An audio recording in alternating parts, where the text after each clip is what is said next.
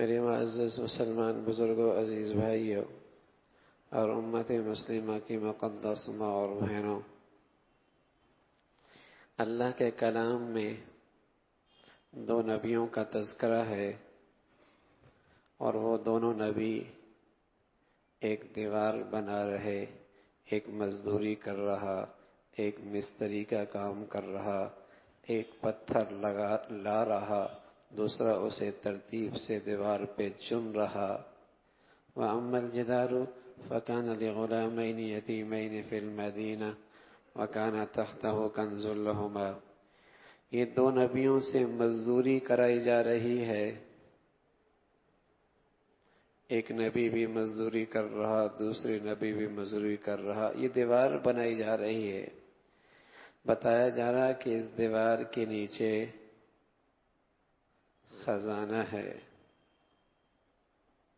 اور یہ بچے چھوٹے ہیں، اگر یہ گر گئی ان کا یہ خزانہ ضائع ہو جائے گا، اس لیے اللہ کی طرف سے حکم ملا ہے اس دیوار کو بنا دو، بچے بڑے ہو جائیں گے تب اپنا خزانہ زمین سے نکال لیں گے۔ تو فرمایا بھائی ان بچوں کی کیا خصوصیت ہے کہ جن کے خاطر دو نبیوں سے محنت کرائی جا رہی، دو نبیوں سے مزدوری کرائی جا رہی، ان کی کیا خصوصیت ہے؟ تو بتایا وَكَانَ أَبُوهُمَا صَالِحًا، ان کے والد بڑے نیک تھے۔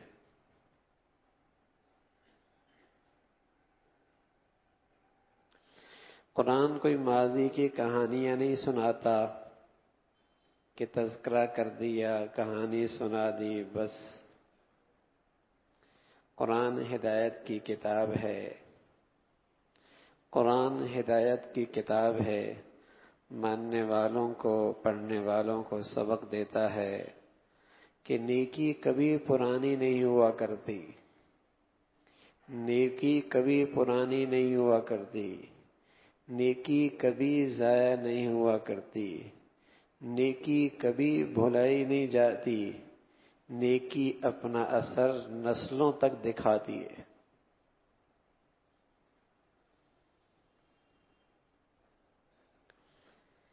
نیکی کبھی پرانی نہیں ہوتی، نیکی کبھی ضائع نہیں ہوتی، نیکی کبھی بے اثر نہیں ہوتی، نیکی نسلوں تک اپنا اثر دکھاتی ہے۔ پیارے رسول صلی اللہ علیہ وسلم فرمایا کرتے تھے کہ اللہ کہتے ہیں، اللہ جب یہ بندہ اپنی نیکیوں سے مجھے راضی کرتا ہے تو میں اسے برکت دیتا ہوں، اور پھر یہ برکت 7 پشتوں تک جاتی ہے۔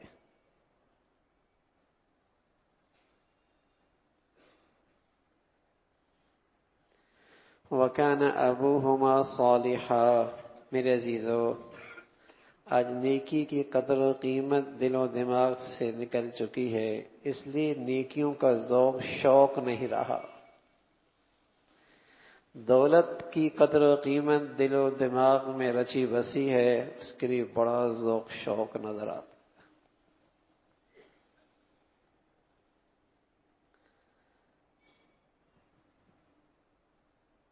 نیکیوں سے کچھ بنتا نظر نہیں آتا، کچھ ہونے کا یقین نہیں رہا،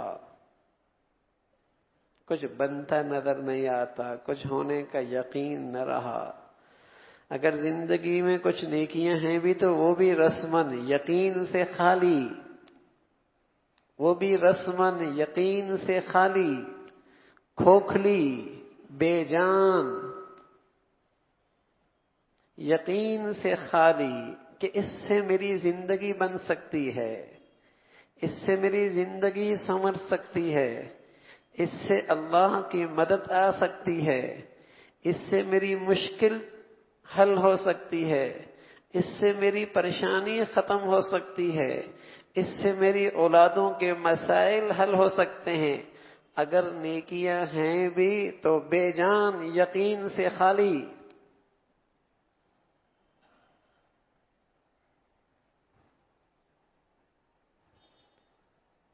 نہ دعاؤں میں وہ یقین رہا، نہ نماز حاجت میں یقین رہا، نہ صدقے میں یقین رہا، نیکیوں میں یقین ہی ختم ہو گیا۔ اور میرے عزیزو، امت جس قدر نبی کے زمانے سے دور ہوتی رہتی ہے، سب سے پہلے اس کی عبادات سے یقین جاتا ہے اور پھر اس کی زندگی سے عبادات بھی چلی جاتی ہے۔ نبی سے جس قدر امت دور ہوتی چلی جاتی ہے، سب سے پہلے اس امت کی نیکیوں سے یقین چلا جاتا ہے۔ کریں نہ کریں برابر، کر لیا تب بھی کیا ملنا، نہ کر لیا تب بھی کیا نقصان ہونا۔ جب یہ کیفیت ہوتی ہے تو ایک وقت کے بعد نیکیاں بھی ختم ہو جاتی ہیں۔ اگر کچھ رہ بھی جائیں وہ مجبور ہے، رسمن ہے، ایک روایت چلی آ رہی ہے، اس کے چھٹ جانے کا کوئی زیادہ نقصان کا اندیشہ کوئی نہیں، اور اس کے کر لینے پر کسی نفع کا یقین کوئی نہیں۔ تبھی تو ایک ہی گھر میں باپ پڑھ رہا ہوتا ہے، بیٹا نہیں پڑھ رہا ہوتا، بیوی پڑھ رہی ہوتی ہے، بیٹی نہیں پڑھ رہی ہوتی، شوہر پڑھ رہا ہوتا ہے، بیوی نہیں پڑھ رہی ہوتی، بیوی پڑھ رہی ہوتی ہے، باپ شوہر نہیں پڑھ رہا ہوتا۔ وجہ وہی ہے، ورنہ ایسا تھوڑی ہوتا ایک میٹھا کھا رہا ہو، ایک زہر کھا رہا ہو، ایک اے سی میں بیٹھا ہو، ایک آگ کے انگاروں میں بیٹھا ہو، ایسا تو نہیں ہوتا۔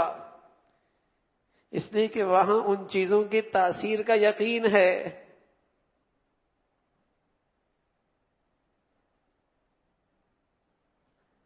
تو جوں زمانہ نبی سے دور ہوتا چلا جاتا ہے، نیکیاں یقین سے خالی ہو جاتی، عبادات یقین سے خالی ہو جاتی۔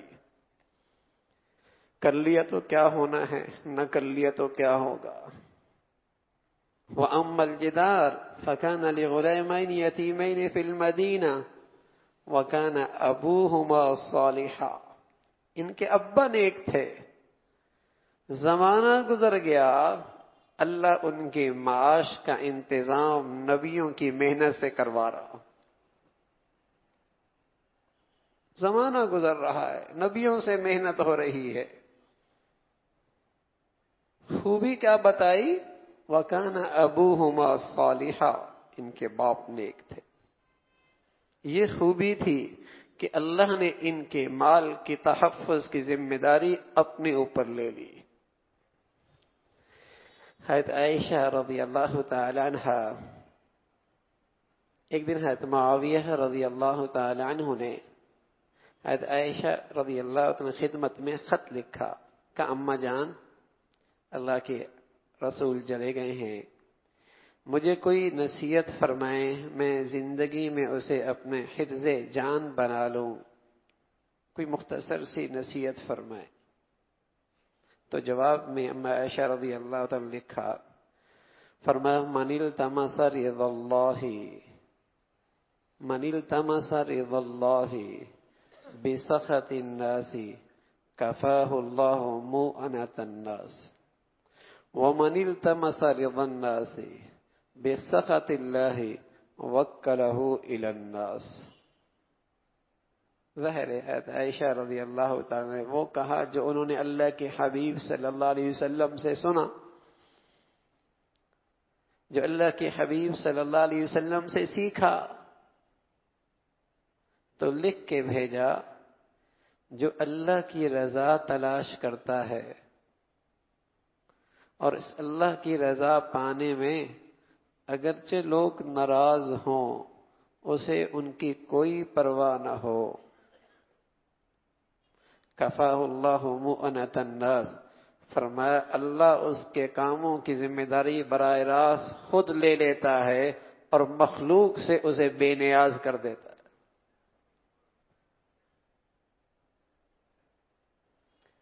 من التمس رضا اللہ بسخط الناس کفاہ اللہ مؤنۃ الناس، جو اپنے اللہ کی رضا کے در پہ ہو، اس کی تلاش میں لگ جائے اور اسے لوگوں کی ناراضگی کی فکر نہ ہو، میرا اللہ مجھ سے راضی ہو جائے۔ تو اللہ اس کے کاموں کی ذمہ داری براہ راست خود لے لیتے ہیں، لوگوں سے اسے بے نیاز کر دیتے ہیں۔ وَمَنِ الْتَمَسَ رِضَى النَّاسِ بِسَخَطِ اللَّهِ وَكَّلَهُ إِلَى النَّاسِ، اور جو لوگوں کی رضا جوئی میں لگا رہے اور اسے اپنے خالق اور مالک کی ناراضگی کی کوئی فکر نہ ہو،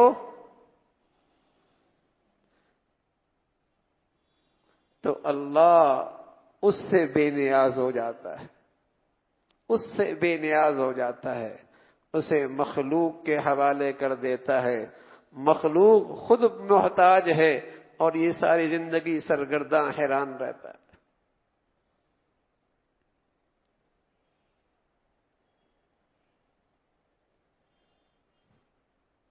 نیکی سے بھی زندگی بنتی ہے، اپنی نہیں نسلوں کی بنتی ہے۔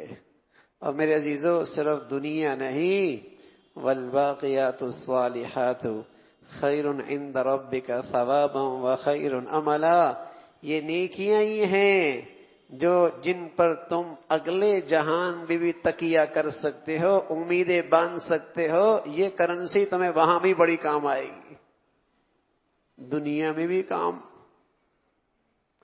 آخرت بھی اسی سے سمر رہی۔ والباقیات الصالحات خیر عند ربک ثوابا وخیر عملا، یہی وہ دولت ہے جس سے امید باندھی جا سکتی ہے کہ ہر مشکل میں کام آئے گی، اگلے راستے کے ہر گھاٹی میں روشنی اسی سے ملے گی۔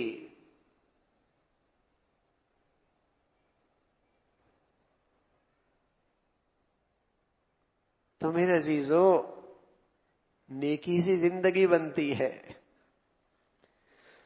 مسلمانوں کا نیکی سے زندگی بننے کا یقین ہوا کرتا تھا، نیکی بننے سے یقین ہوا کرتا، اس لیے وہ کوئی مادی نقشہ بھی سبب کے طور پہ استعمال کرتے تو اس سے پہلے نیکی کا اہتمام کیا کرتے تھے۔ مسنون دعا پڑھا کرتے تھے، صلاۃ الحاجت پڑھا کرتے تھے، دعاؤں کا اہتمام ہوتا تھا، صدقہ کر دیا کرتے تھے، کسی کی بھلائی کر دیا کرتے تھے، کسی کے ساتھ کوئی خیر خواہی کر دیا کرتے تھے، تاکہ جو میں کام کرنے جا رہا ہوں اس نیکی کی برکت سے اس میں آسانی ہو جائے۔ بچے باہر نکلتے ماؤں سے دعائیں لیا کرتے تھے، شوہر کام کے لیے نکلتا تھا، بیوی مسلح پہ بیٹھ جایا کرتی تھی، کہیں سفر درپیش ہوا کرتا تھا، پہلے اللہ سے مدد لی جاتی تھی، کوئی زندگی کا فیصلہ کرنا ہوتا تھا، پہلے نماز استخارہ پڑھی جاتی تھی، کسی مشکل کی طرف قدم اٹھتے تھے، پہلے اللہ کے سامنے ہاتھ بڑھ جایا کرتے تھے۔ نیکی پر اتنا بھروسہ تھا کہ اس کی زندگی کا آغاز ہی نیکی سے، اس کے کام کاج کی ابتدا ہی اللہ کی طرف متوجہ ہونے سے۔ اس کا یہ پختہ عقیدہ تھا کہ میری زندگی بنے گی تو نیکیوں کی وجہ سے بنے، میری اولاد سنورے گی تو نیکیوں کی برکت سے، میری بچیوں کے مسئلے حل ہوں گے نیکیوں کی بدولت ہوں گے، میرا گھر کا سکون آئے گا، آباد ہوں گے نیکیوں کی برکت سے، کل میرے بچے بچیوں کی زندگی بنے گی نیکیوں کی بدولت بنے گی۔ اس کا یقین تھا، اس لیے مادی نقشے ایک ضرورت کے درجے میں استعمال کیے جاتے تھے، لیکن اس ہر نقشے سے پہلے اللہ کی طرف رجوع ہوا کرتا تھا، ہر نقشے سے پہلے اللہ کی طرف رجوع ہوا کرتا تھا۔ اللہ کے حبیب صلی اللہ علیہ وسلم نے خود بھی ہر موقع پہ نیکی کا عمل بتایا۔ بازار میں جا رہا ہے، دکان بعد میں کھولے گا، دفتر میں بعد میں بیٹھے گا، بازار کی دعا پہلے سکھائی، اور فرمایا جب شام کو بازار سے نکلے جو کمی کوئی پیشی تیرے لین دین میں ہوئی صدقہ دے دے تاکہ وہیں معافی تلافی ہو جائے اور تیرا آج کا کمانا مبارک ہو جائے. ترغیب دی اللہ کے حبیب صلی اللہ علیہ وسلم نے. کسی کام پہ جا رہا ہے استخارہ کر لے، کوئی مشکل پیش ہے حاجت پڑھ لے، اللہ کی ناراضگی کا ڈر ہے صدقہ دے دے، مریض کو ہسپتال لے کے جا رہا ہے وداؤ مرضاکم بصدقہ، صدقہ دے کے علاج کرانے کا انتظام پہلے کر لے. وَاسْتَقْبَلُوا أَمْوَاجَ الْبَلَاءِ بِالدُّعَاءِ وَالتَّضَرُّعِ، کسی مصیبت کا ڈر اور خوف ہے دعاؤں کے لیے اللہ کے سامنے ہاتھ اٹھا لے، آنے والے مصیبتوں میں رکاوٹ آ جائے گی. ہر قدم پہ نیکی کی طرف متوجہ کیا. اور آج میرے عزیزو، پہلے ان نیکیوں سے زندگی بننے کا، اللہ کی مدد اور نصرت کا یقین اٹھا، آج ان کا ذوق شوق ہی ختم ہو گیا. کہ پہلے یقین اٹھا کہ کر لیں گے تو کیا ہونا ہے، نہیں کر لیے تو کیا ہوگا. بے یقینی کی کیفیت میں دعا ہے، بے یقینی کی کیفیت میں نماز حاجت ہے، بے یقینی کی کیفیت میں صدقہ ہے، اور آہستہ آہستہ وہ عبادات ختم ہوتی جا رہی ہے. حالانکہ اللہ کا کلام بتا رہا نیکیوں سے فرد کی زندگی بھی بنی، اولاد کی زندگی بھی بن رہی ہے، دنیا بھی بن رہی ہے، آخرت بھی بن رہی ہے.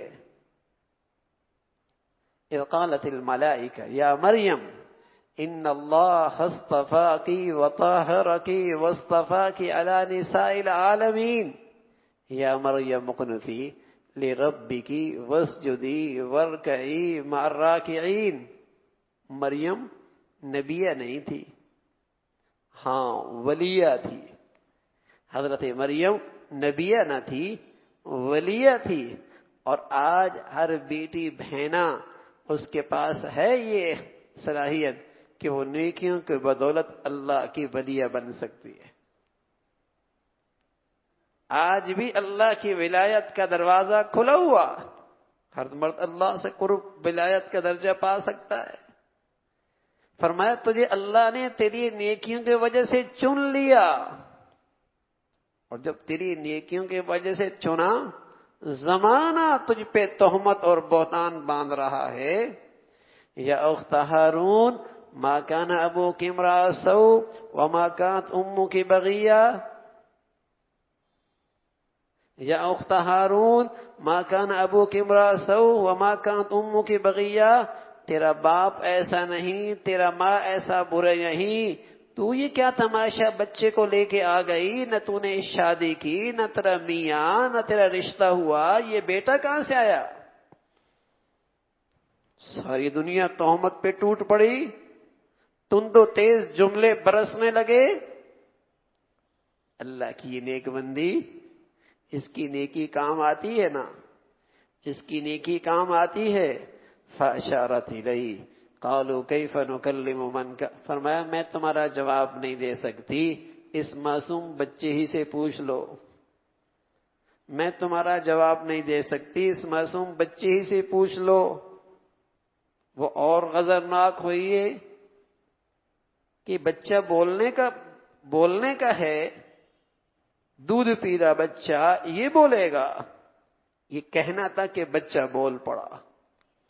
بچہ بول پڑا، کہنے لگا انی عبد اللہ آتانی الکتاب وجعلنی نبیا وجعلنی مبارکا اینما کنت واوصانی بالصلاة والزکاة ما دمت حیا وبرا بوالدتی ولم یجعلنی جبارا شقیا والسلام علی یوم ولدت ویوم اموت ویوم ابعث حیا ذلک عیسی ابن مریم. ایسی شاندار تقریر کی، اماں کی پاک دامنی کا ایسا اعلان کیا کہ قیامت تک آنے والی بیٹیوں بہنوں کے حوصلے بڑھا دیے. اللہ کی نیک بندی بنو، پھر دیکھو اللہ تمہارے لیے کیسے مشکلات سے راستہ نکالتا۔ ایسا بولا کہ قیامت والی بیٹی بہنوں کے لیے راستہ کھول دیا۔ اللہ کی بنو، پھر اللہ تمہارے لیے راستہ کیسے نکالتا۔ حوصلے سے اللہ کی طرف بڑھو، ہمت سے کام لو، نیکی میں ایک دوسرے سے سبقت کرو، اللہ کی ذات پہ اعتماد اور یقین رکھو، پھر اللہ اپنی قدرت سے تمہارے مسائل کا حل پیش کرے۔ یہاں بظاہر کون سا حل کی شکل تھی؟ سارا زمانہ مخالف، سبھی کیڑے نکالنے والے، سبھی تن اور تنقید کرنے والے۔ کون گواہی دے، کون پاک دامنی کا اعلان کرے؟ اللہ نے اپنا نظام بدلا، سنت بدلی، قدرت دکھائی۔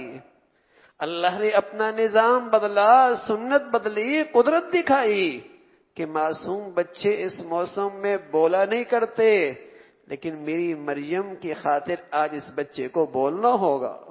بولا تو خوب بولا۔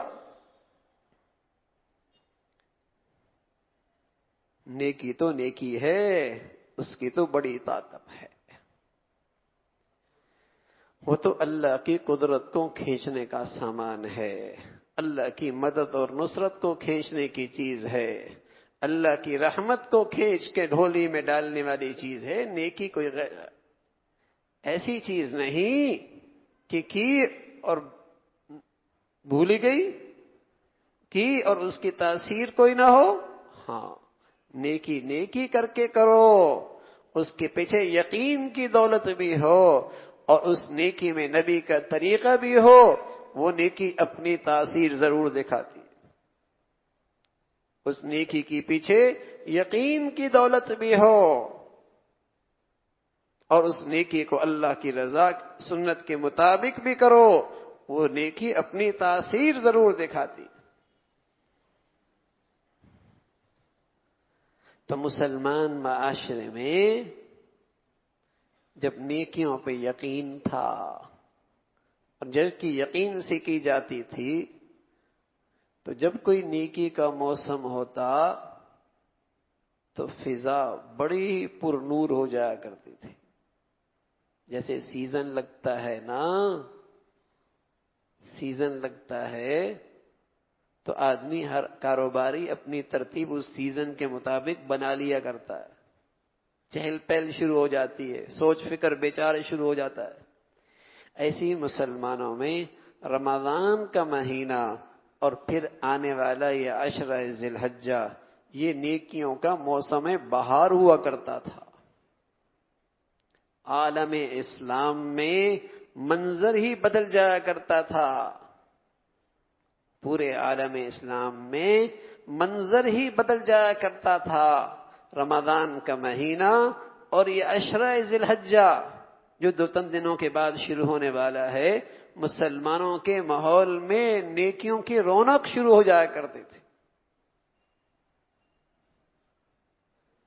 اس لیے کہ اللہ کے حبیب صلی اللہ علیہ وسلم نے بتایا کہ اللہ کے ہاں سب سے عزت والے، حرمت والے دن وہ عشرہ ذی الحجہ کے یہ 10 دن ہیں، اور فرمایا اس میں کثرت سے تسبیح کرو، تحلیل کرو، تحمید کرو، سبحان اللہ، لا الہ الا اللہ، الحمدللہ، اور یہ ساری چیزیں تیسرے کلمے میں آ گئیں، سبحان اللہ والحمدللہ ولا الہ الا اللہ واللہ اکبر۔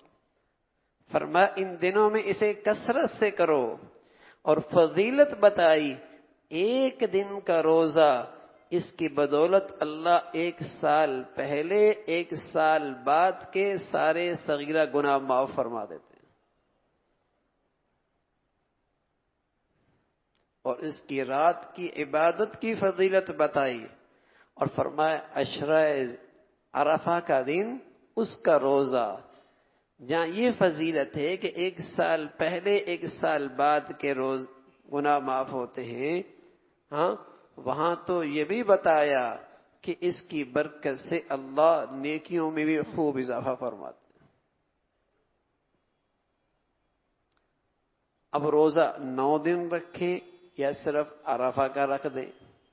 صرف عرفہ کا رکھ دیں، اس کی بڑی فضیلت ہے۔ تو میرے عزیزو، یہ مسلمانوں کا ایک موسم ہے عبادات کا، کثرت سے مسلمان ان دنوں میں عبادت کرتے ہیں۔ اور 2 عبادات تو اس موسم میں ایسی ہیں جو پورے سال میں ادا نہیں ہوتی، صرف انہی دنوں میں ادا کی جا سکتی۔ ایک حج کی عبادت اور دوسری قربانی کی عبادت۔ آپ سارے سال مینا چلے جائیں، عرفات چلے جائیں، شیطان کو پتھر مارتے رہیں، کچھ بھی نہیں ملنا، لیکن ان مخصوص دنوں میں کریں گے بڑا اجر ہے۔ آپ سارے سال بکرے ذبح کرتے رہیں، گائیں ذبح کرتے رہیں، اونٹ کرتے رہیں، لیکن جو ثواب قربانی کا ان دنوں میں ہے وہ پورے سال میں نہیں مل سکتا۔ آپ علیہ الصلوۃ والسلام نے فرمایا، جو اللہ کی رضا کے لیے ان 3 دنوں میں قربانی کرتا ہے، جتنے اس جانور کے اوپر بال ہوتے ہیں اللہ اس کے نامہ اعمال میں اتنی نیکیاں لکھ دیتے ہیں۔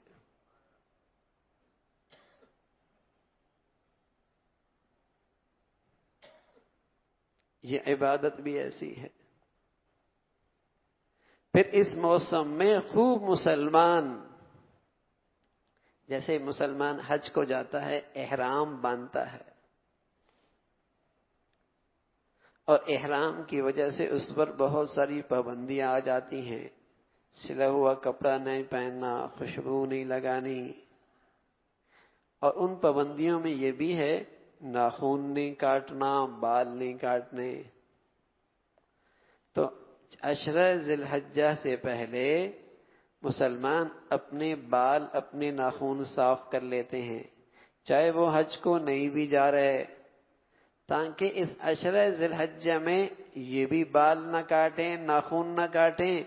وہ جو بیت اللہ کے اطراف میں اللہ کے عشاق پھر رہے ہیں، یہ اطراف میں عالم میں رہنے والے مسلمان اپنی ان جیسی کچھ مشابہت اختیار کر لیتے ہیں کہ جو رحمت کی بارش ان پہ اتر رہی ہے ہم اس سے محروم نہ ہوں۔ یہ ان کی مشابہت اختیار کرتے، یہ اس کی تیاری کر لیتے ہیں 10 ذی الحجہ سے پہلے، اور پھر اس 10 کے اندر بال بھی نہیں کاٹتے، ناخن بھی نہیں کاٹتے جنہوں نے قربانی کرنی ہوتی ہے۔ پھر وہاں لبیک اللہم لبیک اس کے تذکرے ہوتے ہیں، لیکن کچھ اللہ کی عظمت کے کلمات ایسے ہیں جو سب کے لیے ضروری قرار دیے، اور فرمائے عرفہ کی فجر سے لے کر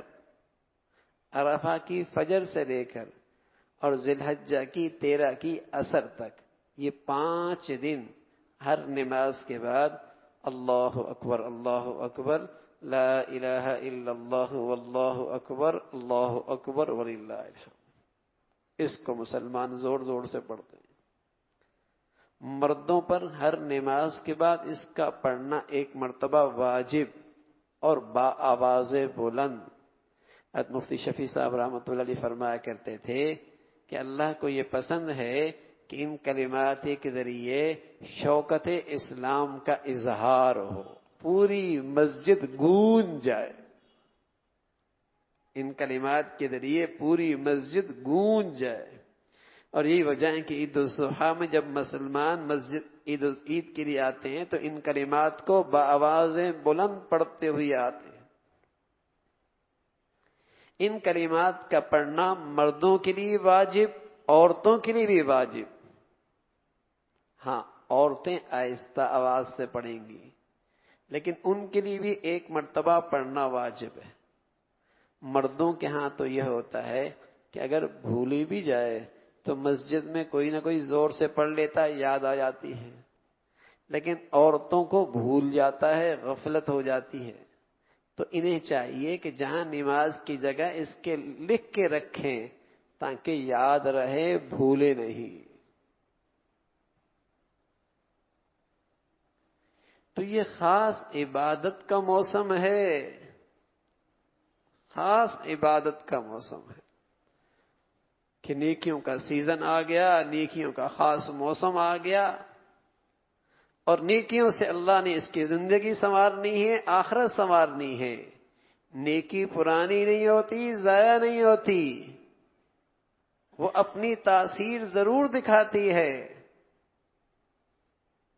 آج طاقت کی دوائی کا اثر مانتے ہیں، طاقت کی دوائی کا اثر مانتے ہیں، آج مسلمان نیکیوں کی تاثیر نہیں مانتا۔ نیکیوں کی بھی اپنی طاقت اور تاثیر ہے،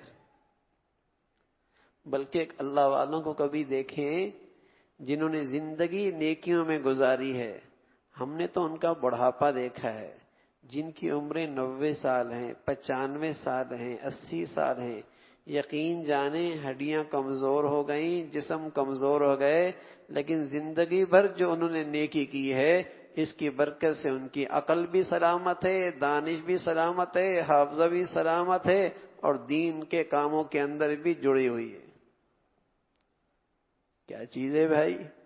سوائے اس کے ہمیں کچھ نظر نہیں آتا کہ وہ نیکی کی طاقت آج انہیں چلا رہی، اور آج بھی ان کی زندگیوں میں تہجد کے وقت 4 سپارے 5 سپاروں کی تلاوت کا معمول۔ ایسا نہیں کہ نیکیاں کوئی ضائع ہو جائیں۔ حضرت اکرمہ رضی اللہ تعالیٰ فرمایا کرتے تھے کہ جسے اللہ بڑھاپے کے موسم میں کثرت سے تلاوت کی توفیق دے دے اور زندگی بھر اسے وہ معمول میں بنائے رکھے، وہ بڑھاپے کے جس موسم میں جا پہنچے گا اس کی عقل و دانش سلامت رہے گی، اور گناہوں کے اثرات بھی ہم دیکھ رہے ہیں،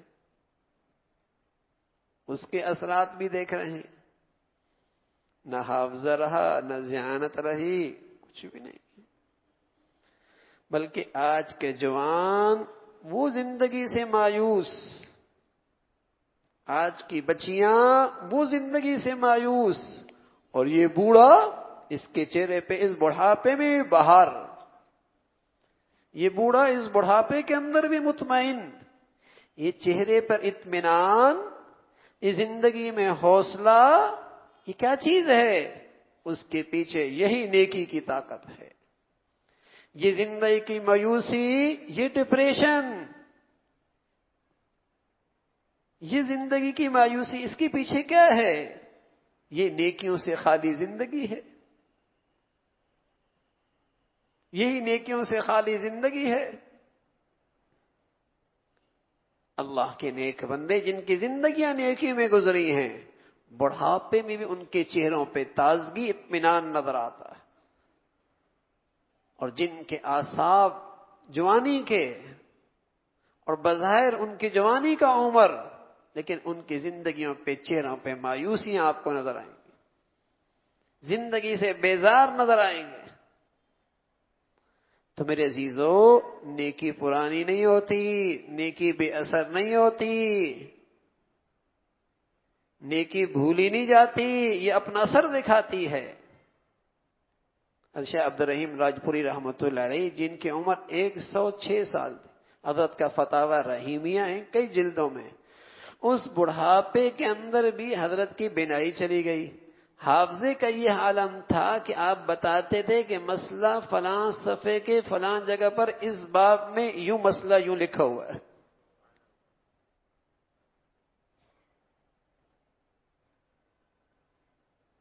نیکی کی اپنی تاثیر ہے۔ تو میرے عزیزو، ہمیں تو ان موسموں کی قدر کرنی چاہیے، ذوق شوق ہو۔ جہاں تھوڑے وقت میں اللہ بہت کچھ دینا چاہتا ہے، اور سچ ہے یہ سب اللہ کے نوازنے کے بہانے ہیں۔ کچھ راتیں ایسی رکھ دی، کچھ دن ایسے رکھ دیے، کچھ گھڑیاں ایسے رکھ دی کہ کمائی جائیں میرے بندے۔ پیارے نبی کے صدقے اس امت کو نوازنے کا ایک انداز ہے کہ تھوڑے وقت میں کمائی زیادہ ہے۔ تو میرے عزیزو، اس میں عبادات کی کثرت ہو، ذوق شوق ہو، اور قربانی کی روح اللہ ہمیں نصیب فرما دے، قربانی کی روح اللہ ہمیں نصیب فرما دے۔ فلما بلغ معه السعي قال يا بني إني أرى في المنام أني أذبحك فانظر ماذا ترى۔ فلما بلغ معه السعي، جب بچہ انگلی پکڑ کے چلنے کے قابل ہو گیا، کچھ ساتھ تعاون اور مدد کے لیے تیار ہو گیا۔ جب تک چھوٹا تھا تو ماں باپ خدمت کر رہے تھے، اتنا بڑا ہو گیا کہ اب وہ کام کرنے کے کچھ قابل ہو گیا، اب اللہ کی طرف سے امتحان آیا، فرما ان ہؤلاء لبلاء عظیم، بہت بڑا امتحان، بہت بڑا امتحان آ گیا۔ انی ارا فی المنام انی اذبحک فانظر ماذا تری، بیٹے میں دیکھ رہا ہوں کہ تجھے میں ذبح کر رہا ہوں۔ نبی کی خواب سچی، نبی کی خواب اللہ کا حکم، بیٹے کے سامنے اپنی بات پیش کی۔ سبحان اللہ، کسی کی طرف دین کی بات پیش کرنے کا سلیقہ بھی یہی ہے کہ اس انداز سے پیش کرو کہ سامنے والا اس پر آمادہ ہو جائے، پتھر نہ مارو، طنز نہ کرو، اسے برانگیختہ اور تشدد پہ آمادہ نہ کرو، حتی الامکان اس انداز میں پیش کرو کہ سامنے والے کے لیے قبول کرنا آسان ہو۔ انی ارا فی المنام انی اذبحک فانظر ماذا تری، سبحان اللہ۔ ابراہیم علیہ السلام، پھر بیٹی بھی اسماعیل علیہ السلام، کہنے لگے ابا جان افعل ما تؤمر، آپ وہ کریں جو اس کا آپ کو حکم ملا ہے، آپ وہ کریں جس کا آپ کو حکم ملا ہے۔ آج لوگ جانوروں کے قربانی پر عقل کے گھوڑے دوڑاتے ہیں کہ معاشی نقصان ہو جائے گا، مادہ مر جائے گا تو نسل ختم ہو جائے گی، ان کی عقلیں ختم ہو گئی ہیں کہ جانور ذبح ہوں گے تو معاشی نقصان ہوگا، مادہ مر جائے گا تو نسلیں ختم ہو جائیں گی۔ یہ عقل کے گھوڑے دوڑا رہے، لیکن یہاں بیٹے کو ذبح کرنے کی بات ہو رہی، مجالے چوں چرا فلما اسلما، باپ بھی بیٹا بھی دونوں نے اللہ کے حکم کو تسلیم کر لیا۔ نہ یہ کہا کہ بیٹے کے ذبح کرنے سے کیا فائدہ، دنیا کی کسی معزز سلطنت میں ایسا حکم آج تک کوئی نہیں کہ باپ اپنے بیٹے کو اپنے ہاتھ سے قتل کر دے۔ اس کی حکمت کیا، اس کے پیچھے فلسفہ کیا، اس کے فوائد کیا، اس کی حکمتیں کیا، اس کی مصلحتیں کیا، کچھ نہیں پوچھا۔ فلما اسلما، باپ بیٹا دونوں نے سر جھکا لیا، وَتَلَّهُ لِلْجَبِينِ، اور انہیں لٹا دیا پہلو کے بل۔ آج جانور ذبح کرتے ہوئے بھی سوچتا ہے کہ جانور ذبح کرنے کے بجائے کسی کی شادی کروا دینا، بھائی کسی اسپتال کی تعمیر میں پیسہ لگا دینا، کسی مسجد میں لگا دینا، یہ بھی تو انسانیت کی خدمت ہے۔ ارے میرے عزیزو، قربانی کی روح ہی تو یہی ہے کہ کچھ سمجھ میں نہیں آ رہا، فائدہ، حکمت، مصلحت، لیکن اللہ کے حکم کے سامنے بیٹے کے گردن پہ چھری چلا دو۔ یہی تو ہے کہ اپنے سارے جذبات پہ چھری چلا دو، اس کی حکمتیں، مصلحتیں سمجھ میں آئیں یا نہ آئیں، اللہ کے حکم کے سامنے اپنے جذبات پہ چھری چلا دو۔ خون تو مطلوب نہیں، گوشت تو مطلوب نہیں، فوائد، دنیاوی فوائد تو مقصود نہیں، وہ تو اللہ کا قرب مقصود ہے کہ بس وہ راضی ہو جائے، اس کی خاطر چھری چلا رہا ہوں، وہ راضی کرنا مقصد ہے اسے۔ اور ہمارا ایمان ہے جب دھرتی پہ نیکی ہوا کرتی ہے تو رب کی رحمت ہی ہوا کرتی ہے۔ ہمارا ایمان ہے جب دھرتی پہ اللہ کا حکم پورا ہوا کرتا ہے پھر اللہ کی رحمتیں ہوا کرتی ہیں۔ بکری ہے نا، بکری 6 مہینے میں 7 مہینے میں 2 بچے دیتی ہے، کبھی 1 بچہ دیتی ہے، کوئی بکری ہوتی ہے جو 3-4 بچے دے دے، اور کتیا 7 بچے 8 بچے 12 بچے دیتی ہے، اتنے بچے دیتی ہے۔ اور بکرے کتنے ذبح ہوتے ہیں، کتنے ذبح ہوتے ہیں، ہر روز لاکھوں ذبح ہوتے ہیں، پھر قربانی میں کروڑوں ذبح ہوتے ہیں، لیکن آج بھی اس کی نسل میں برکت ہے۔ کتیا کے بچے کہاں جاتے؟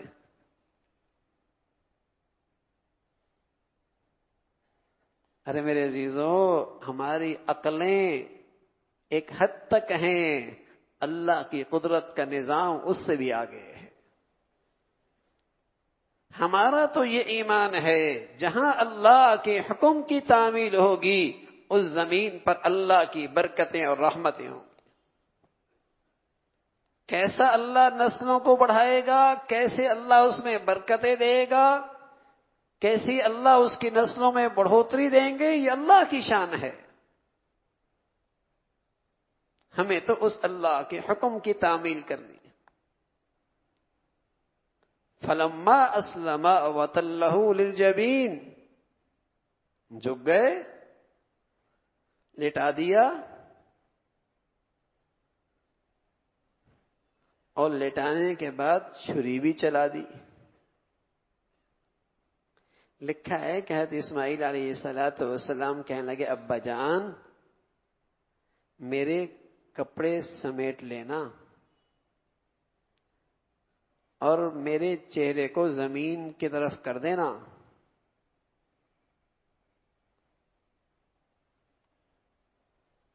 کپڑے سمیٹ لینا، کہیں کپڑوں پہ خون کے داغ دھبے لگیں تو میری اماں کے لیے ناقابل برداشت نہ ہو جائیں۔ میرا چہرہ زمین کے بل کر دینا، کہیں ایسا نہ ہو کہ میرے چہرے پہ آپ کی نظریں پڑیں تو کہیں اللہ کے حکم کی تعمیل میں تاخیر نہ ہو جائے، جلدی کر لینا۔ باپ ذبح کرنے کے لیے تیار، بیٹا ذبح ہونے کے لیے تیار۔ ارے میرے عزیزو، زمین و آسمان نے یہ منظر بھی دیکھا ہے، مینا کی زمین نے یہ منظر بھی دیکھا ہے کہ اللہ کی خاطر جو سالہ سال کے بعد جو اولاد ملی اور چلنے کے قابل ہوئی تو اس کے نام پہ آج قربان ہو رہی ہے۔ کیا رب سے وفاداری ہے؟ کیسی رب سے وفاداری نبھائی جا رہی ہے؟ اللہ کی خاطر اولاد کے گردن پہ چھری۔ اپنے آپ کو ذبح کرنا آسان ہے، اولاد کو ذبح کرنا اس سے بھی زیادہ مشکل ہے۔ آدمی اپنی جان کو خطرے میں ڈال کر اولاد کی جان بچاتا ہے، خود گرمی سردی برداشت کرتا ہے، اولاد کو گرمی سردی سے بچاتا ہے، خود بھوک برداشت کرتا ہے، بچوں کو کھلاتا ہے، خود تکلیف اٹھاتا ہے، بچوں کو بچاتا ہے تکلیف سے۔ یہاں آزمائش آنی پڑی، امتحان ہے، اسے ذبح کر لو۔ وَنَادَيْنَاهُ أَن يَا إِبْرَاهِيمُ قَدْ صَدَّقْتَ الرُّؤْيَا قَدْ صَدَّقْتَ الرُّؤْيَا، اللہ کی طرف سے آواز آئی، ابراہیم تم نے سچ کر دکھایا، تم نے سچ کر دکھایا۔ وَفَدَيْنَاهُ بِذِبْحٍ عَظِيمٍ، اللہ نے ایک بڑا ذبیحہ وہاں سے بھیجا، اور حضرت ابراہیم علیہ السلام نے اس پہ چھری چلائی۔ تو حضور علیہ السلام سے عرض کی، یا رسول اللہ یہ قربانی کیا چیز ہے؟ فرمایا سنت ابیکم ابراہیم، یہ تمہارے ابا ابراہیم کی سنت ہے۔ تو تھانوی رحمۃ اللہ علیہ فرمایا کرتے تھے، آپ کی سنت تو یہی تھی کہ بچے کے گردن پہ چھری چلائی ہے، بچے کے گردن پہ چھری چلائی ہے، وہ تو اللہ نے جنت سے انتظام فرما دیا۔ تو میرے عزیزو، اگر جب قربانی کر رہا تو مسلمان اسی جذبے کے ساتھ اے اللہ آپ کا حکم آج جانور ذبح کرنے کا ہے، اگر آپ اپنی ہماری قربانی مانگیں، اولاد کی مانگیں، سب کچھ قربان کرنے کے لیے تیار ہے۔ اس لیے جب قربانی کرتے ہیں تو یہ آیت پڑھتے ہیں ان صلاتی ونسکی ومحیای ومماتی للہ رب العالمین، اے اللہ میری نماز بھی، میری قربانی بھی، میری زندگی بھی، میری موت بھی سب تیری خاطر ہے، سب تیرے نام پہ قربان ہے، میری نماز بھی، میری قربانی بھی، میری زندگی بھی، میری موت بھی، اے اللہ سب تیرے نام پہ قربان ہے۔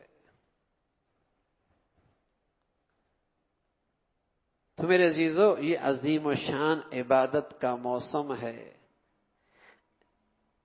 قربانی کی ظاہری شکل بھی خوب اختیار کی جائے اور اس کی روح کو بھی زندہ کیا جائے کہ ہر محبت سے بالا تر، ہر جذبے سے بالا تر اللہ کا حکم ہے، ہر محبت سے بالا تر اور ہر جذبے سے بالا تر اللہ کا حکم ہے۔ یہ روح بھی زندہ ہو اور قربانی کی ظاہری شکل بھی خوب اختیار کی جائے۔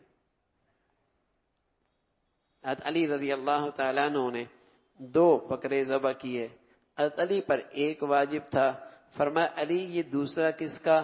فرمایا یہ میں اللہ کے نبی کی طرف سے کر رہا ہوں۔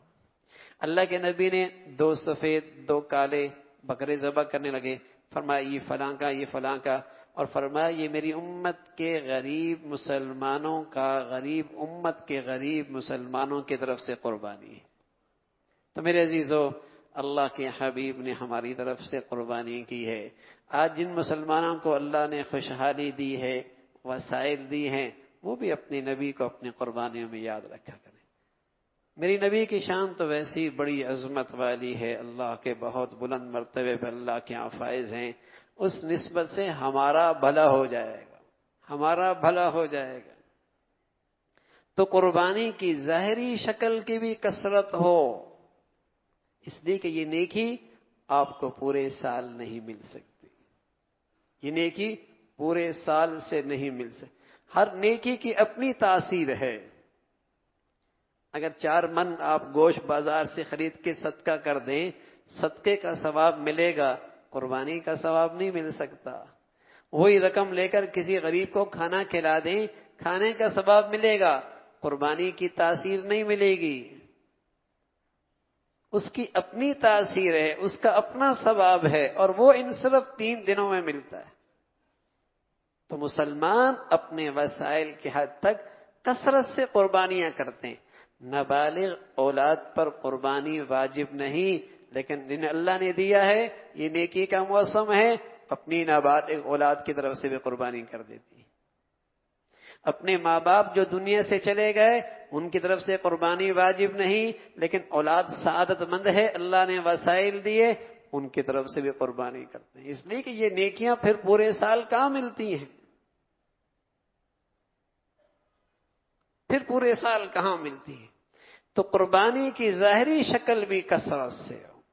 ہاں، کوئی ایسا طریقہ ایسا اختیار نہ کیا جائے جو نام و نمود کا ہو، دکھلاوے کا ہو، حتی الامکان ایسی نمائش کی شکلیں سے اجتناب کیا جائے، اللہ کی رضا کا جذبہ ہو، اور اس میں جس قدر کثرت ہو سکے آسانی ہو، جس قدر کثرت ہو اس میں آسانی سے اسے کثرت سے کرنا چاہیے۔ سنت تو یہی ہے کہ گوشت کے 3 حصے تقسیم کیے جائیں، غریبوں میں، رشتہ داروں میں، اپنے لیے بھی رکھ سکتے ہیں، اور یہ بھی کر سکتے ہیں کہ سارا بھی تقسیم کر سکتے ہیں، یہ بھی رکھ سکتے ہیں، زیادہ بھی اپنے پاس رکھتے ہیں، سب کی اجازت ہے، لیکن کس جذبے سے کر رہا ہے یہ جذبہ ہونا چاہیے، صرف اللہ کو راضی کرنا مقصد، اس اللہ کی رضا کے لیے یہ کر رہے ہیں، اس جذبے کے ساتھ۔ تو میرے عزیزو، قربانی کی ظاہری شکل بھی خوب اختیاری کی جائے، اور قربانی کی جو باطنی روح ہے اور اس کی جو روح ہے اس کا بھی خوب اہتمام کیا جائے، اور وہ یہ ہے کہ اللہ رب العزت کا محبت اور اس کا حکم ہر جذبے سے بالا تر ہے۔ اللہ مجھے بھی اور آپ کو بھی جو کچھ کہا سنا عمل کی توفیق نصیب فرما دے۔ آخر دعوان الحمدللہ۔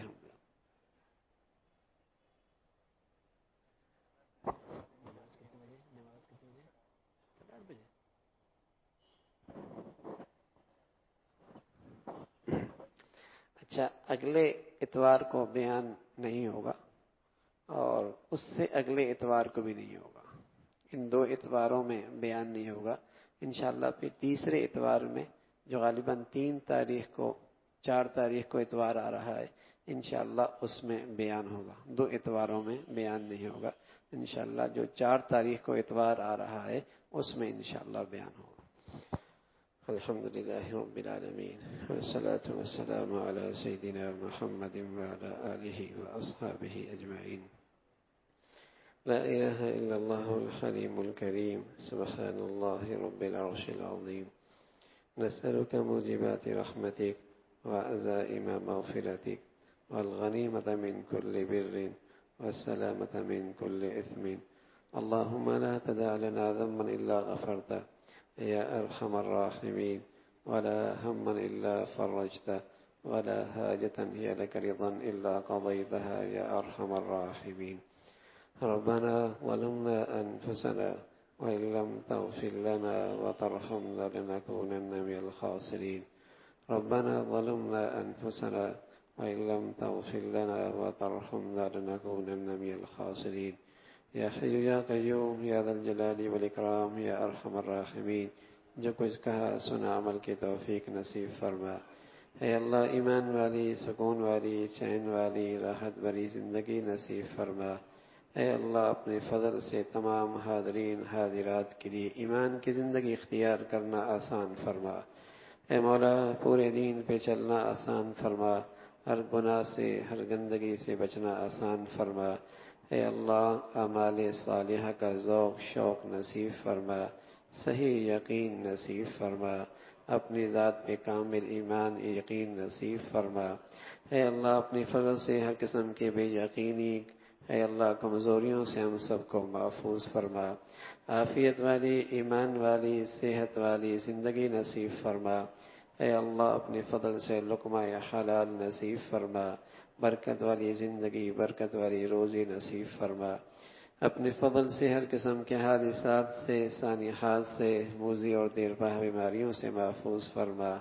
اے اللہ بری زندگی سے، بری صحبت سے، برے ماحول سے محفوظ فرما، نیک صحبت، نیک دوست، نیک ماحول نصیب فرما۔ اے اللہ زمینی آسمانی آفات سے محفوظ فرما، کلمے والی زندگی، کلمے والی موت نصیب فرما۔ اپنی اولاد کی تربیت کا سلیقہ، اے اللہ صحیح رہنمائی ہم سب کی فرما۔ اے اللہ اپنی اولاد کی تربیت کا صحیح سلیقہ ہم سب کو عطا فرما۔ اولادوں کے فتنوں سے، آزمائشوں سے، نافرمانیوں سے محفوظ فرما۔ ہمیں اپنے گھروں کا ماحول 100% دین کے مطابق ڈھالنے کی توفیق نصیب فرما۔ اے اللہ ہمیں اپنے خوشی غمیوں میں اپنے پیارے حبیب صلی اللہ علیہ وسلم کے پیارے طریقے زندہ کرنے کی توفیق نصیب فرما۔ مولا جو بچیاں گھروں میں ہیں، ماں باپ کے لیے اس فریضے کی ادائیگی میں آسانیاں پیدا فرما۔ اے اللہ جو بچیاں گھروں میں جا چکی ہیں تو ان کے گھروں کو محبت اور تقوی سے آباد فرما۔ اے اللہ ٹوٹ پھوٹ کو ختم فرما، انتشار کو ختم فرما، محبتوں کو عام فرما۔ مولا کریم ایمان کی، ہدایت کی فضاؤں کو عام فرما۔ ہماری زندگیاں، صلاحیتیں اپنے فضل سے اس کے لیے قبول فرما، ہماری اولادوں کو قبول فرما۔ اے اللہ ساری امت مسلمہ کے حال پہ رحم فرما، سارے دنیا کے مظلوم مسلمانوں کی مدد اور نصرت فرما۔ اے اللہ جو بھی جہاں کہیں بھی تیرا دین کا کام اخلاص سے کر رہے، اے اللہ تو ان کی عظمت، محبت، قدر نصیب فرما، ان کی محنت کو قبول فرما کر دین کو سربلندی نصیب فرما۔ اے اللہ مساجد کی، مدارس کی، مکاتب کی، علماء کی حفاظت فرما۔ اے اللہ انہیں اپنوں کی حماقت سے، غیروں کی سازشوں سے محفوظ فرما۔ اہل اسلام کو نیک صالح قیادت نصیب فرما۔ اے اللہ ہمارے وطن عزیز کو امن اور سلامتی کا گہوارہ بنا، اسے اندرونی بیرونی خطرات سے محفوظ فرما، یا دین کا بول بالا فرما۔ اے اللہ جو مسلمانوں کو دین سے، اہل دین سے، اہل مساجد مدارس سے دور کرنے کی سازشیں کر رہے، مولا تو انہیں بھی ہدایت نصیب فرما۔ اے اللہ جو مسلمانوں میں نفرتوں کا بیج بو رہے، ان کے شر سے اہل اسلام کی حفاظت فرما۔ مولا کریم اپنے فضل سے، اپنے کرم سے ہمارے ملک پہ رحم فرما، ہمارے شہر پہ رحم فرما، ہم سب کے حال پہ رحم فرما۔ اے اللہ ہم سب کے حال پہ رحم فرما۔ اے اللہ جو مسلمان جو حرمین میں، حرم مسجد نبوی، مسجد حرام میں حادثے کے موقع پہ شہید ہوئے، اے اللہ اپنے فضل سے ان سب کے درجات کو بلند فرما، ان کے متعلقین کو صبر جمیل نصیب فرما، اور جو لوگ زخمی ہیں اے اللہ انہیں عافیت والی جلد صحت نصیب فرما۔ مولا کریم اپنے فضل سے انہیں عافیت والی جلد صحت نصیب فرما، اور شہداء کی قبروں کو منور فرما، آخرت کے درجات کو بلند فرما، ان کے متعلقین کو صبر جمیل نصیب فرما، اور اپنے غیب کے خزانے سے ان کے لیے تسلی کا سامان پیدا فرما۔ اے مولا کریم دنیا بھر سے جو حجاج بیت اللہ کے اطراف میں اکٹھے ہو رہے، ان کے لیے اس فریضے کی آسانیاں پیدا فرما، مشکلات کو آسان فرما، ان کا یہ فریضہ قبول فرما۔ اے اللہ یہ فریضہ ان کا یہ قبول فرما۔ اے اللہ مسلمانوں کو ہر قسم کے حادثات سے، سانحات سے محفوظ فرما۔ مولا کریم اپنی رحمت کا معاملہ فرما، شفقت کا معاملہ فرما، مولا کریم رحم کا معاملہ فرما، اپنی مدد اور نصرت کا معاملہ فرما۔ ربنا تقبل منا انك انت السميع العليم وتب علينا انك انت التواب الرحيم، وصلى الله على سيدنا محمد وعلى آله واصحابه اجمعين برحمتك يا